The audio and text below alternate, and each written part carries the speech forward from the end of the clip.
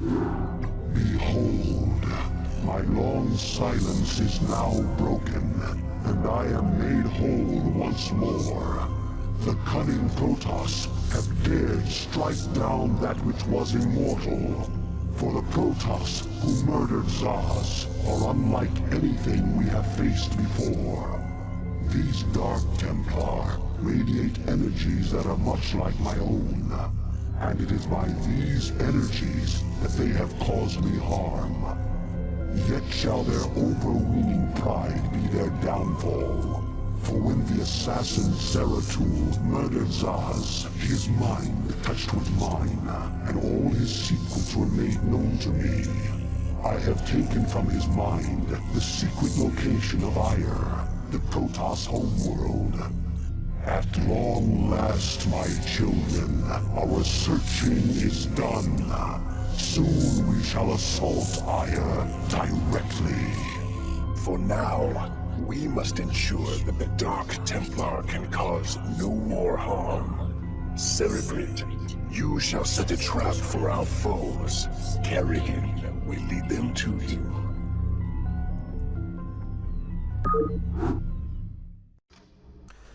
Hello everyone and welcome back to Let's Play Starcraft. This is Zerg Mission 8, an eye for an eye. And boy, we're spread out, aren't we? So basically the gimmick of this mission is that we have to stop the Dark Templar from escaping through any of these beacons. And the reason that we have overlords at these beacons, Dark Templar are permanently cloaked. So therefore we need overlords there, and we need units there to stop them. Now, fortunately we have 3 hatcheries, so we can produce immediately, but we're only mining at one place.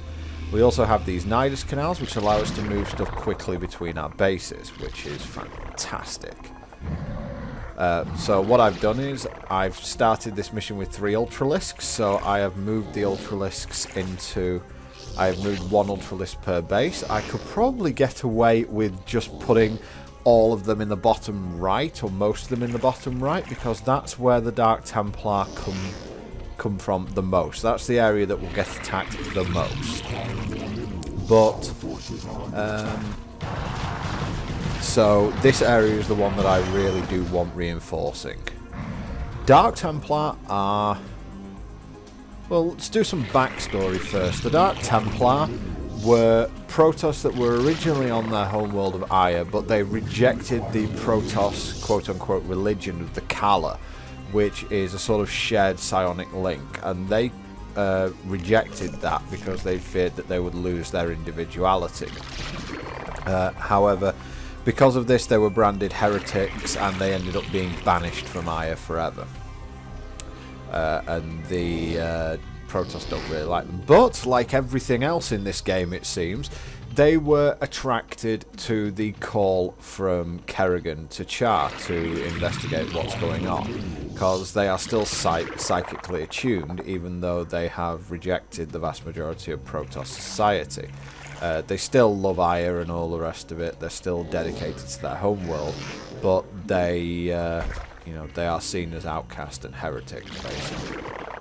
So, instead of the Kala energies, which are radiated by most of the Protoss, which happen to be useless against the Zerg, the Dark Templar radiate energies based on the Void, and the Void is...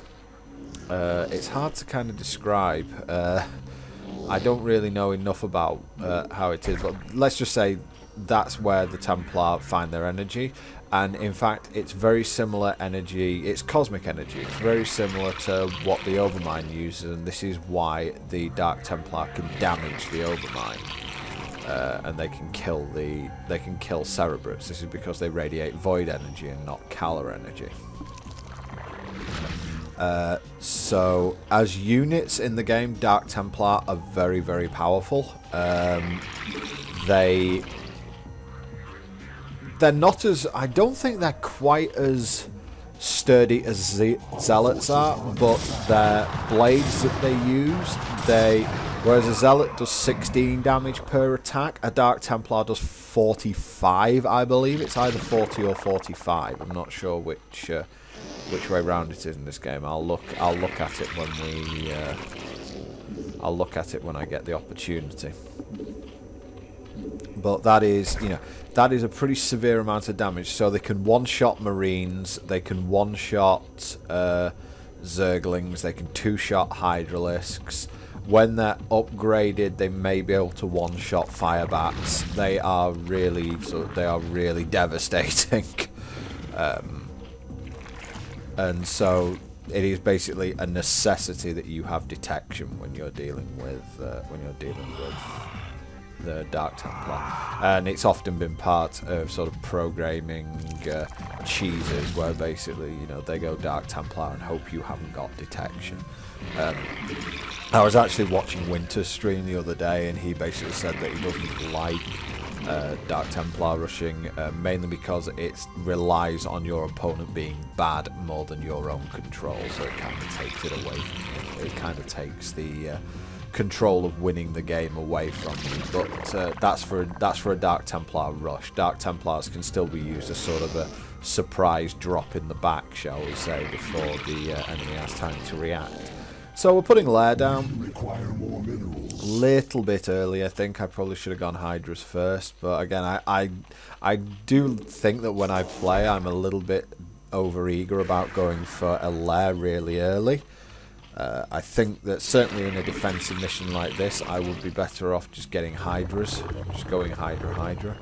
I am going to upgrade melee here because I have Ultralisks on the field, and I believe this is the first mission where I have the ability to build Ultralisks, so because of that I will more than likely build a few Ultralisks to make sure that I am keeping everything above board.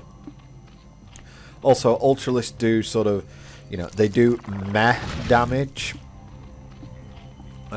when they're not upgraded. When they are upgraded, they start doing fairly severe damage at that point. So I'm putting down a second evolution chamber because it's going to be important for us to keep our units, our ground units upgraded. We are in a bit of a rush situation because we've got, because we have to keep that area pacified.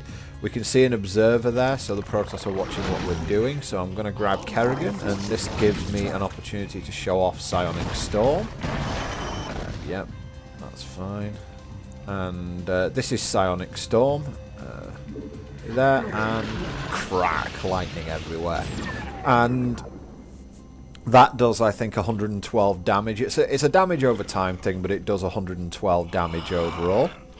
So that's fairly substantial. And she can do that a couple of times. The other thing that's nice about Psionic Storm is that it ignores armor. So it doesn't matter what upgrades your opponents have, it will just completely go through those. Also the fact that Kerrigan has 250 energy means that she can spam Psionic Storm. Oh, the Observer can get out of that one because I only put it on the edge. And the Observer's going to fly away, so that's okay. More Hydras. Hydras are good, and we're just fortifying these positions a bit. So this is why I'm upgrading early, because I already have units, so therefore because I don't have to build units, you know, because I don't want to tech at this point really to get to higher level units, because I need more units in the actual position. I'm happy upgrading just to get everything as up to date as I possibly can. I will get elongated Hydralisk range as soon as I can. I think that Speedlings might not actually be... No, Speedlings are probably bad at this point. So I'm going Spire, but I don't anticipate building Mutalisks for a little bit of time here. And if anything, I should probably go Carapace before I go Attacked, because it's going to be a little bit of time before I can build mutants. But definitely this mission is one where you have to be a little bit careful about what you're doing. Also, getting the +1 upgrade on hand-to-hand attacks means that Kerrigan does 51 damage as opposed to 50. She gets like the worst upgrades. It's like, you know, Dark Templar, I think, get +3 whenever you get +1 attack. Zealot, Protoss gets seriously, Protoss get very serious upgrades from their +1s. It's like +1 damage actually gives you +2 on a Zealot and a Dragoon, I think. So, they get serious damage upgrades from their upgrades. Whereas the Zerg all get, like, the Zerg, some of their upgrades can be really puny. It's like Kerrigan. I would have thought that Kerrigan should get at least +3. But, hey, whatever. And let's do +2. So that gets Kerrigan, that will get Ultralisk up to dealing some sort of damage. I don't really need to build defences up here. If the Protoss get up here, I've lost anyway, so there's no real need to build defences here. I'm building them anyway because it's good to get a little bit of creep spread, just so I can get a bit more room to build things. And let's go speedlings, and we can also go +1 flyer attacks when I have the minerals. There we go. So I think I'm being a little bit more efficient with my upgrades here. The areas are fairly well locked down at the moment, but I'm going to want to build a Queen's Nest as soon as I can. That was a Dark Templar, I believe, just from the way it died. But you can also see that because my Overlord was there, I can see it. It's kind of hard because I'm paying a lot more attention to my base at this point. And let's get a Queen's Nest down. Oh no, I'm actually going double Spire rather than going Queen's Nest. Not too sure if I want to go Hive immediately here because I am focusing on upgrades and I'm not going to be able to upgrade any further until I get a Queen's Nest. So it might have been better to go Queen's Nest, Hive, and then come back for the second Spire. But yeah, more Hydras at this point, just Hydras. I don't have the mineral economy to start building Mutualists yet, and I really do need those Hydras out. Ultralisk doing work. They don't get the chitinous plating upgrade in this game, which gives them even more armor. Sadly that isn't the case, but let's get some more Hydras moving here. Now there is actually a place I can expand to up there, so I think I will probably be doing that very shortly once I scout it out. We are still doing the same things, just expand and take over one base at a time. But we just have the secondary problem of we have to keep some of our units in an area. So it's going to be ground units are going to be used for defense, and the flying units are going to be used to take over the Protoss. Fortunately, we do have we are on multiple hatcheries, so once I get the economy to do so, it will be very easy to start just completely spamming units. So let's put these drones on mineral production because I'm falling a bit behind as far as that goes. And I believe it's time for let's go Queen's Nest. I think I'm getting to the point now where I'm going to have to go Hive very shortly to get upgrades.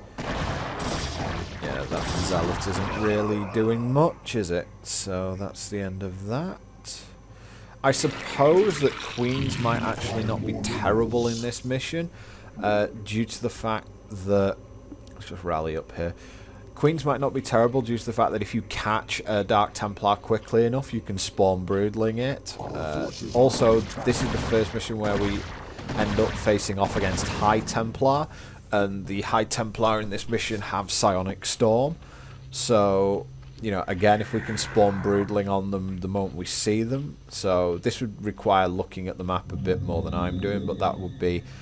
that would be my advice to you, would pretty much be look for the... you could go Queen with Spawn Broodling, and if you're very good at monitoring the map, you might be able to get to the really dangerous units before they can affect you.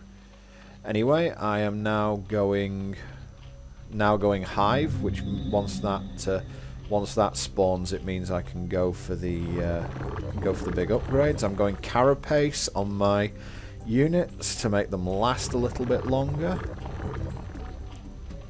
And I can just evolve carapace now from one area, and then I will evolve attack from another. So I've got Slow Lord here. I've not upgraded Overlord speed. I probably should upgrade Overlord speed at this point, because I might want to get another Overlord. If one of those Overlords is killed, I'll want to get another one there as fast as possible.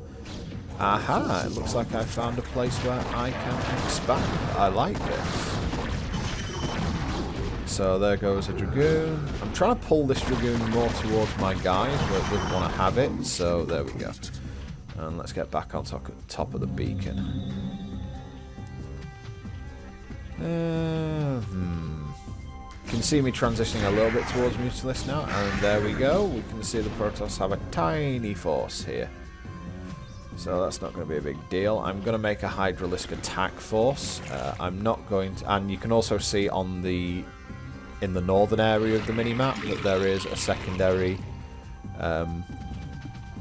there's another area there which we can mine, so we've got two places where we can potentially expand to now, and I am interested in this expansion, so we are going to take both of them, and that should give us the, that will give us the necessary tools to just come down and wipe out this Protoss infestation, and at least take as many of the Dark Templar out as we can, because we don't want the Dark Templar hanging around, because they will make mincemeat out of the Zerg if we let them. So we've set a trap for them so they can't escape, and here we go. 12 Hydras should be more than enough to take out this area. I'm going to make some drones while I'm at it so that I can make a hatchery and a... Our forces are under attack. Yeah, so I can make a hatchery, and let's get the Ultralisk back here. And yeah, this is a slaughter, so we're going to be quite happy. I think these Hydralisks are 2-2 now, so... Plenty of beatdown going on there, that's fine. So let's expand over there, shall we? And while we're at it, I'm going to bring my Hydralisk army down to the south, and we're going to take that other expansion as well. And that is going to make our life an awful lot easier. Because now it's time to go. Now we are we're in Mutalisk business at this point. So let's move our mobile Hydra army. Evolution complete. We can now do 3/3 upgrades on our flyers, and this will mean that we can just go straight into Guardian production and straight into killing our opponents really quite dead. Okay, let's head up to that Nidus Canal, and I'm just going to create some drones.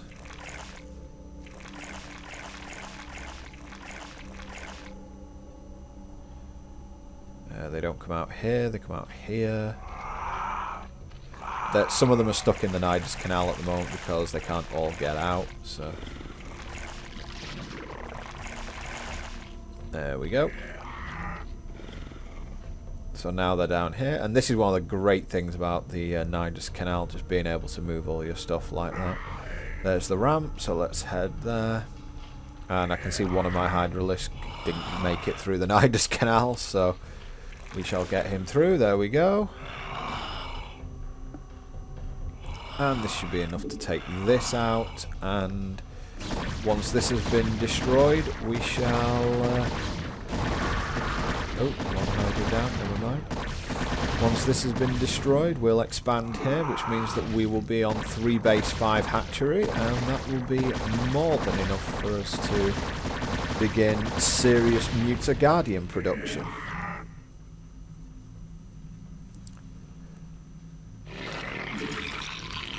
And yep, more drones, and rally them up here. So... that's the first sort of major move that we've done, but that will get our economy absolutely flying at this point, and that is especially on gas, and gas is going to be where we are majorly short, and there we go. We've got the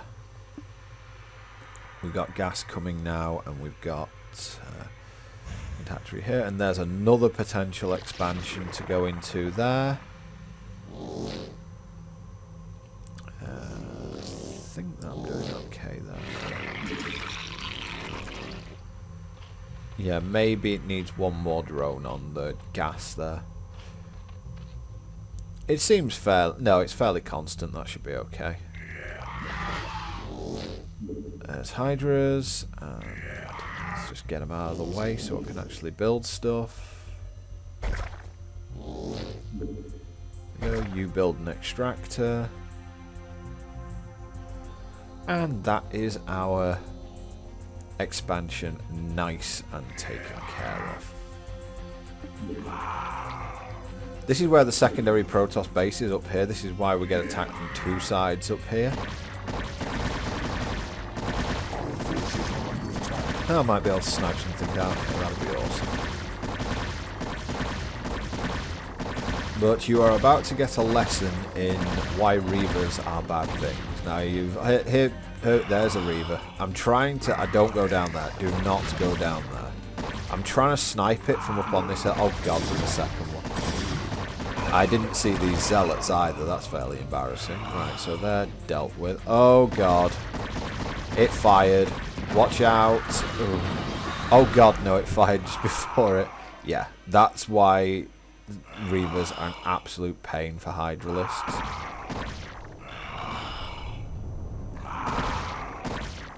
I'm trying desperately to snipe this other Reaver before it... So that got it. Okay. Did I manage to keep everything? Okay, that's alright. That's okay. It's only 2 zealots.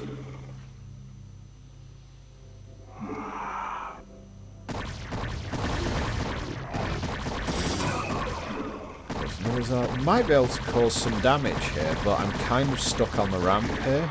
But I might be able to cause enough damage here for this to sort of work. Oh god, no. Ow. How can you see? Oh, observers, of course. So, yep, that is how Hydralisks get wiped out by Reapers. But... Reavers even. But I think that we've got more than enough backup production now at this point. And we're just going to go straight into the muta machine.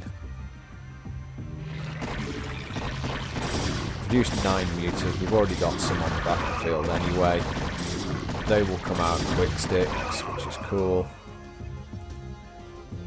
And then I'll be able to assault that base properly without really worrying too much.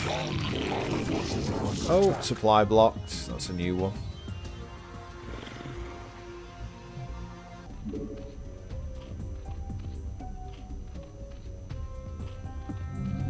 Yeah, mined out my main from Vespine.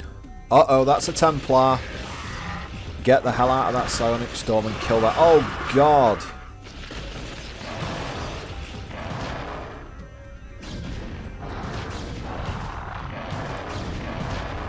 Wow, things gone bad. It looks like my Ultralisk is going to die as well at this stage, unless that Dragoon doesn't follow it. Wow, that was bad. Okay, I guess we have to reinforce that area very, very quickly, because if a Dark Templar comes through there now, I have pretty much lost this mission. That Zealot's going to kill that Ultralisk, I absolutely guarantee it. Or is he going to be okay? Is the Ultralisk going to be okay? He's fine! Hero Ultralisk saves the day. Get some Hydralisks out there quickly. Thank God I've got this other base up. Come on.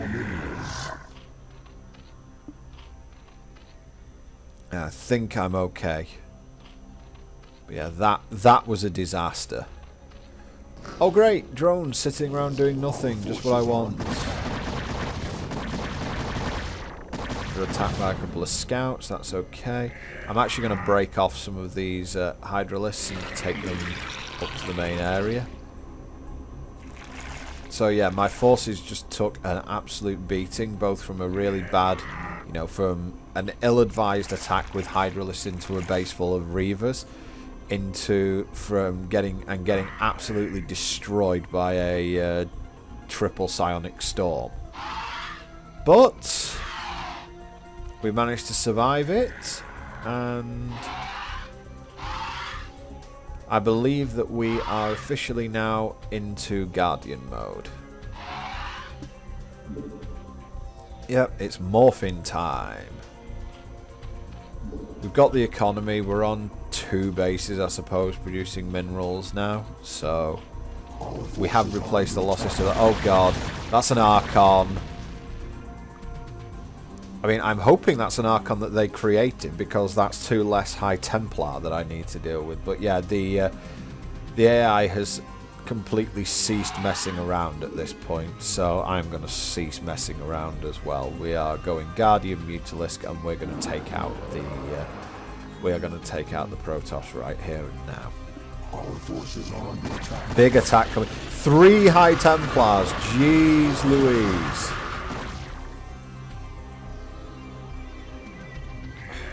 Wow. Okay. More Hydras. That was a big push there, and this has got to complete quickly. There we go, all done. Let's get moving and take out at least... If we can take out at least this base, that gives us another place to expand to, and it gives us some more power.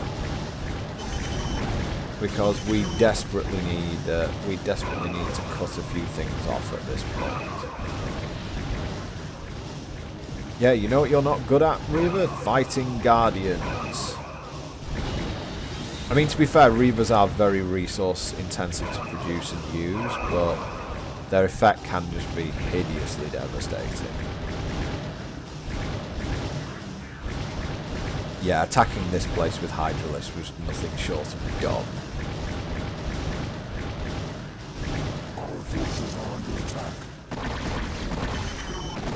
Okay, can handle this. I think because of the Protoss, these attacks are getting more and more vicious, and I also think that, number one, I should now consider moving my Ultralisk, or at least one of my Ultralisks down here. Secondary, I have, as you can see here, I have built an Ultralisk cavern. So we are going to... we're going to start producing Ultralisks now. We're going to start. That's overmining big time. I probably should. I should move more down. Slaughtering your servants. Have the mighty Templar lost their infallible courage? Well spoken, concubine of the Zerg. But though we strike at you from the shadows, do not think we lack the courage to stand. I'm sorry that I had to cut off the awesome Zeratul there, but I basically came across a bug, and I don't understand how it's happened, because this is the official sort of downloaded version of Starcraft off Blizzard's own website, but for some reason that sound clip causes Starcraft to crash once it gets to a certain point for me. So I'm afraid that I had to cut Zeratul short there, but I left it there long enough so you guys can read what he said. I haven't had a similar error so far, so I'm going to assume that that's a small bug. Yeah, I've now noticed my error with my drone, so I'm sending them back through the Nidus network, and I'm going to put them into the... I'm going to put them onto the other base. So I'm going to send my Guardians and Mutas over here, so there's now no way anything's busting that position. And full-on expanding going on again. And I should have enough for a hatchery very shortly. There we go. Hatchery, and we're good. So now we're... Oh, Psystorm again, but he didn't time right, and you can see how the Mutalisk can get out of the way of it. That's why I had the Mutalisk go in first. So if the Mutalist going first and the High Templar uses a Psionic Storm, the Mutalist can get out of the way of it. And that's really very important to be able to do that. Okay, we're almost there now. Yeah, that's going to take a while. Never mind. But we've got the expansion up, and now I'm going to take the Protoss out. In order for this attack to be successful, you only need to destroy the blue Protoss Nexus. So I'm not going to focus fire it down, but I'm going in here very gingerly. It's basically if I see a High Templar, I will kill it on sight, hopefully before it can see me, because 2 Psionic Storms will wipe my Guardians, and I'm not too sure that I can actually get the Guardians out of the way in time. So I am just looking for High Templar at any opportunity at this point.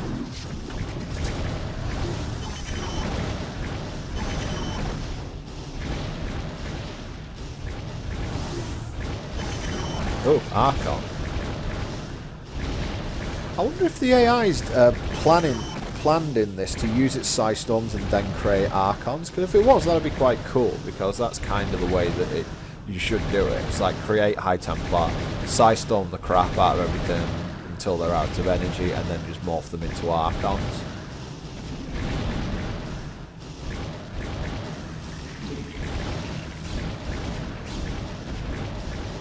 I think we're fine here. There we go. Oh, Psi Storm, Psi Storm!